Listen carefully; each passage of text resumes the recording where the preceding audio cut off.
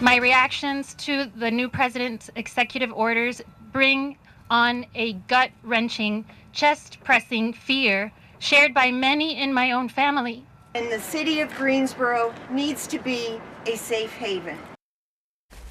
Greensboro Mayor Nancy Vaughn, community leaders, immigrants, and advocates took a stand against President Donald Trump's push for immigration reform. The president signed an executive order this week letting immigration and customs agents target undocumented immigrants. The president also unveiled a plan to cut federal funding to sanctuary cities, which are cities that shield immigrants from deportation. Many immigrants across the country are afraid for what could happen next. WFMY News 2's Erica Stapleton is looking into what this means for Greensboro. Greensboro is not a sanctuary city, but Mayor Vaughn made it clear it needs to be a safe haven. The new executive order calls on local law enforcement to act as an extension of federal immigration enforcement. I talked with an immigration attorney, and he says carrying out immigration law would be up to the local law enforcement agency. Mayor Vaughn says this doesn't change how Greensboro police will operate.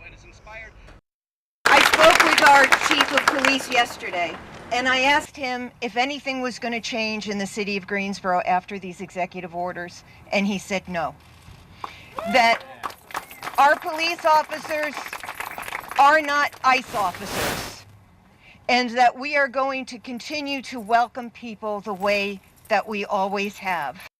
I did confirm with GPD that Chief Scott said he does not plan to enforce immigration law locally. Remember, though, North Carolina does have a law that calls on local law enforcement to cooperate with any federal immigration case. That still applies here. One other concern is education. Guilford County School Board Chair Alan Duncan was at the press conference today, not on behalf of the board, but on his own accord. He says by law, the school system is not allowed to ask students their immigration status, but parents have been keeping kids home from school over fear of these orders. He doesn't want parents to be afraid.